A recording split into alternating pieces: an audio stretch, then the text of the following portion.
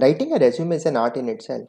It can make a huge difference to your job search effort. Remember, you live in a country where there are thousands of job seekers with similar skill sets as yours, each of them vying for the attention of the recruiter. So, the difference probably between you and the competitor to whom you outbid in your effort to get the job could be just this resume. A resume is a great method to distinguish yourself from competition. And in this video, we are going to talk about the complete dimensions of making a resume. So essentially, we are going to talk about the visual part and how to articulate yourself properly and maybe some mistakes that you make, and also talk about some innovative and exciting things about a resume. So first of all, a resume is not a CV. CV stands for curriculum vitae. It means course of life in Latin. So that's more detailed, more applicable to the academic world. Resumes are shorter, more concise, usually limited to one page. So most of the B schools that you're going to see will have necessarily a one page limit on the resumes. And in B schools, people really spend a lot of time. There is a profile committee which evaluates each and every of your bullet. There is a senior who helps you in your resume formulation. A lot of effort because you really are in the most competitive place on earth, and hence a resume is your advertisement to the world. So when you make a resume, assume that everyone is busy and make it easy for the recruiter to get what you're wanting to say. Always use bullet points, probably. Shout about your achievements. Don't be humble. This is a world where aggressive marketing is required. You might as well want to write case studies including specific results that set you apart from the competition. And as far as this colorful resume is concerned, so maybe you can take care of Canva and design some colorful resumes. Because Canva is today the most useful free tool on the world today, but then there are differences of opinion on whether your resume should be visual, colorful, if yes, not, in what degree, etc. Between these two, I would rather think that if you write a work experience as date of joining in this manner and post an organization and the scope of work, your hard and soft skills like this, conferences that you've attended, and here you write it your personal information here in such a visually appealing format. Your experience stands here articulated properly. You've got a seasoned headline. You yourself will decide which of the two is going to fetch you that interview call. No resume can fetch you a job, but it can fetch you an interview call. And then what's the best resume font size? Normally, we would use Times New Roman, black, and size 12. Other serious fonts to consider are like Georgie, Bell MT, Gaudi All Size, Garamond. So I personally have used a lot of Garamond when I used to make resumes for n number of people in my early days. Then Sans Serif No Tails font includes Arial, Tahoma, Century Gothic. Now Century Gothic is also a very good format. Lucida Sans, again I've used it a lot. They'll be reasonable as long as you use it consistently. Only one font, make your headings and names stand out. Like it's like a blog post or a newspaper article. Why should someone get attracted to it? The headline should be bold, have italics there, capitalize or underline them. And in the headlines, you might as well from 12 increase the font to 14 to 16. Normally, try to keep the resume to one page so that it is kind of a bait and keeps people hooked on, and they say, okay, if I want to know more about this individual, I need to meet this individual. So they'll call you for an interview. So you might as well want to have Times New Roman Black 12 or Georgia, Gaudi Old Side or Garamond. They are easy to read, appropriate in terms of resume formats. And then Lucida Sans, Century Gothic, Arial, Tahoma. These are good. Georgia, Gaudi Old Side, Bell TMT, we've discussed, are good. Now, if you overlook spelling and grammar errors, this is something very important in the resume. Then what is the assurance? So, for example, if there is a big four firm which wants to recruit you and they see there are so many mistakes already in your resume, the detect frauds, incorrect pluralization, extra spacing, incorrect punctuation, you're putting a full stop here. Developed, there is a typo error. It should be managed, you put manage.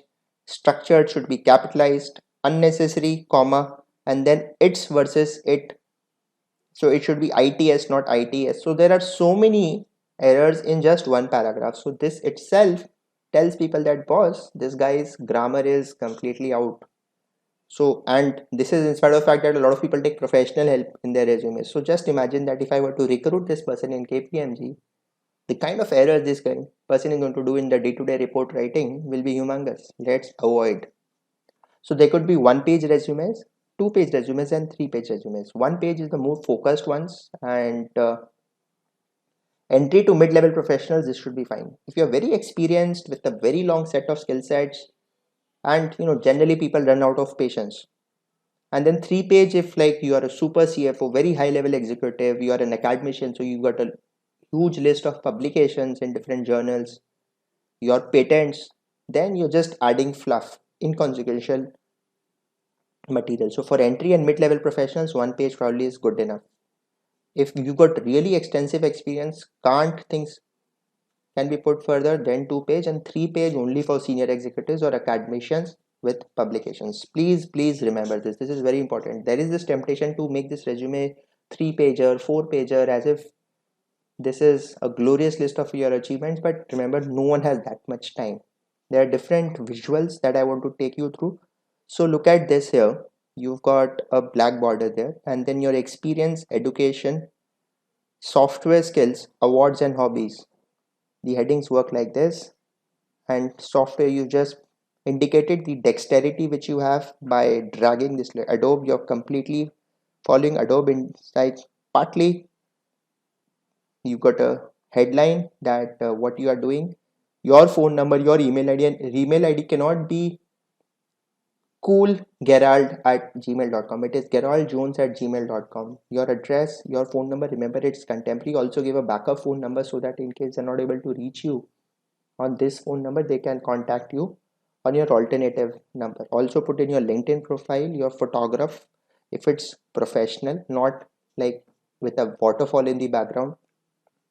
Another method to put it more visual here: 130 projects, 43 clients, 12 awards, 10 years, marketing, communications, social media, advertising. And so you're just putting in a nutshell what you've been doing.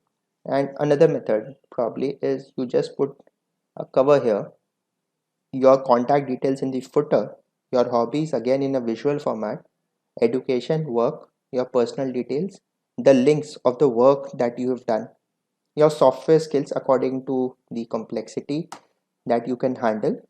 This is good, and this is a very attractive format if it is colorful. And again, your DP now comes on the right side. You're putting your positions as well as what were your achievements here, your contact details, your website, and then the summary, different formats. Now probably ditch the objective statement, the only instance where you really need that career objective part, because most of the people just copy paste it. It adds no value. It only makes sense if you're wanting to make a career transition. So for example, if you spent 5 years in indirect taxes and now you want to shift to CNBC, you might want to explain the recruiter why, in spite of not having a relevant experience, these are the pointers why they should consider you. In every other case, no. So ditch the objective statement. Professional summary should be very clear. I'm a seasoned banking professional with 15 years in relationship management with promoters, CXOs, CFOs, and managing credit risk. So you're showing that yes, I deal with senior management. I'm experienced in full life cycle frontline engagement with corporates.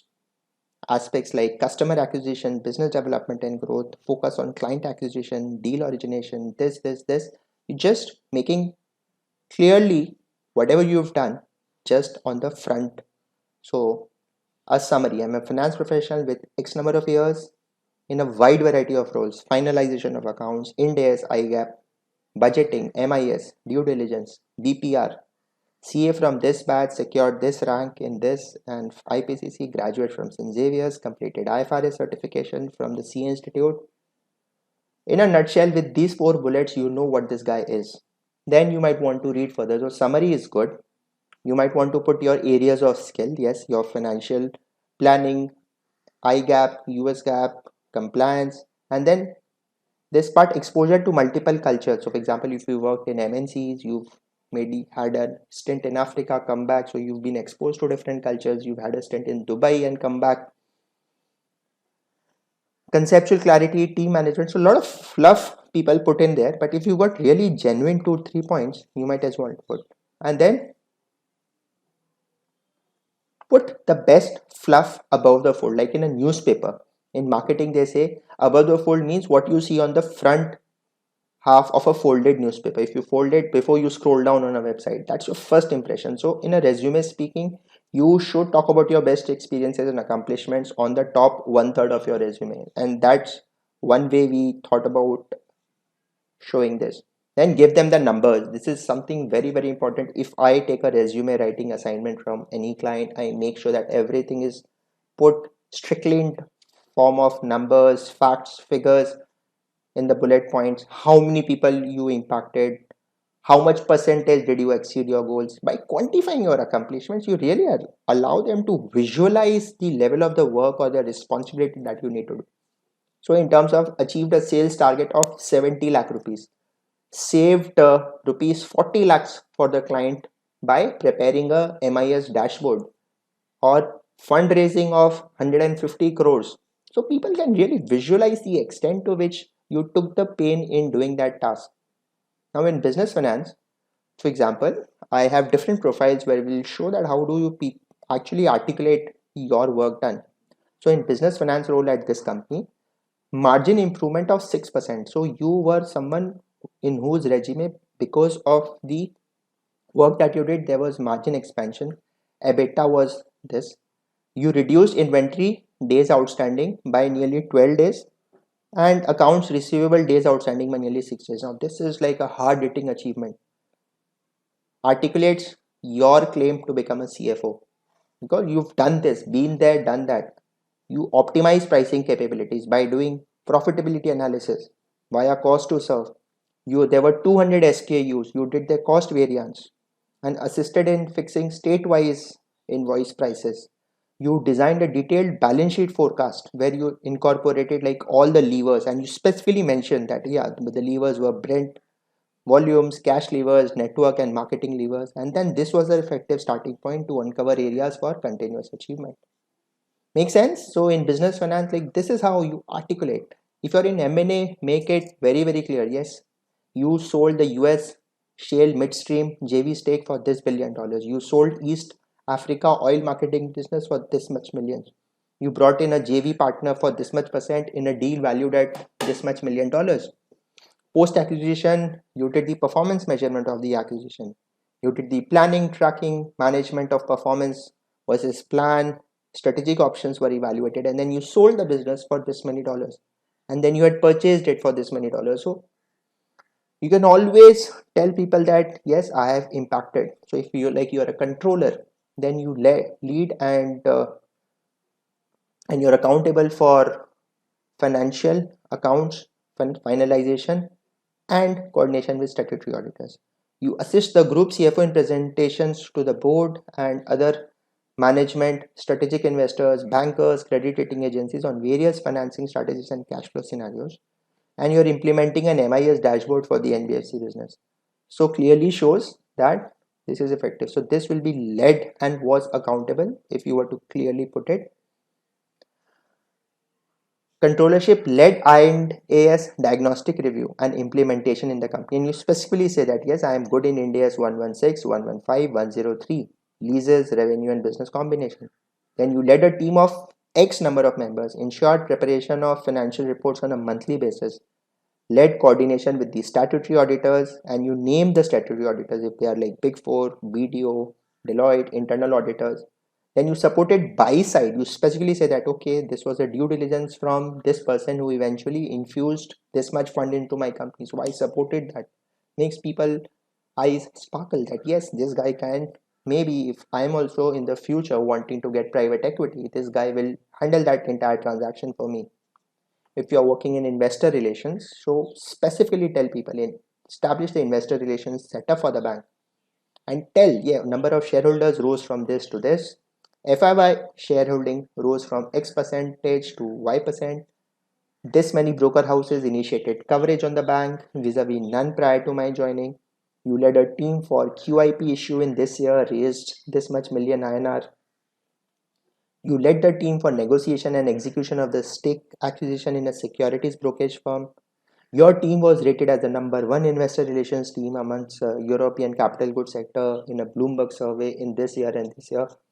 Now, when I see this, I get a complete visualization of what this guy wants to do when he handles investor relations. That this guy is used to doing things big. If you are in investment banking, you specifically advise an infrastructure fund for acquiring two assets from a Singapore-based PE at this enterprise value. You're a sell-side advisor to a power sector company to sell off its wind power assets. This is the enterprise value.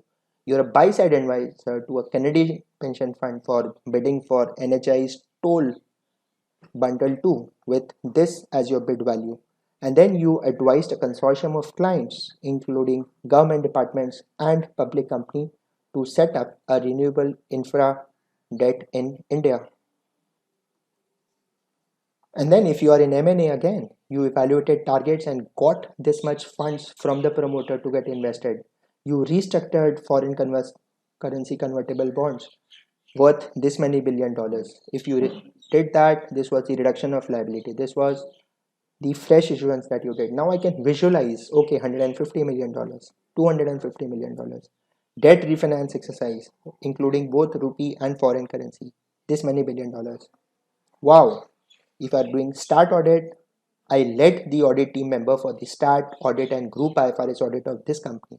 I manage consolidation of 32 subsidiaries. So if you're going for Tata Steel, you can say that there are 115 companies which was consolidated. The key role of merger accounting with the parent. There was this company which was undergoing IFRS implementation. So I did the diagnostic review. I was the lead executive on the start audit of this company for this financial year. And I did the complete planning and execution. So shows that you assumed leadership capability. If you're in banking, now banking, there's so many people out there, but you acquired this many new relationships and you made the FX throughput wallet of this many $1 million.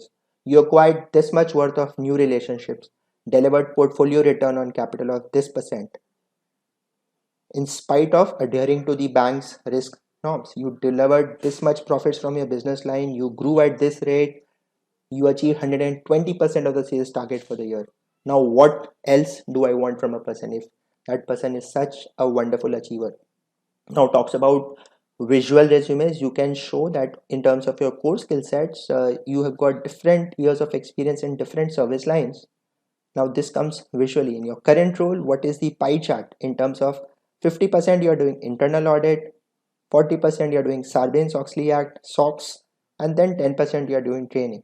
These are the softwares that you're good at. These are the applications and the tool.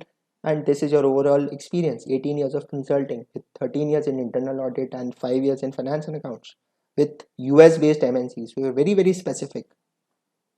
Then you are saying, okay, in articleship, these were my clients. I were recognized for preparation of internal and tax audit reports.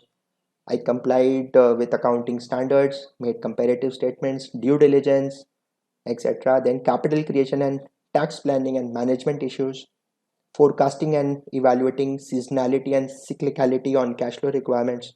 So you're doing this analytical part. So in a visual format, all your clients you've put in, just leaving you with food for thought. Your expertise with different softwares. This is 2.6 years, this is 0.6 years, this is 6 years. In your current role, what do? The bulk part is development, 40%. Documentation and client interaction is just 10% each. Same with system administration. Team management is 20%. So this is the entire breakup of the 100% work that you helps me visually understand what you are doing. Your achievements, you raised this many $1 million, 3 promotions, 6 consolidations and reporting of branches. This is the client credit risk analysis and investment consultant and management. So this is how this cookie crumbles. Maybe a visual resume. So what is your objective? Looking for this challenging role. This is just scrap, but yeah, let's say you want to write this. Your educational background, 10, 12, BCom, CA, CPT, IPCC, final.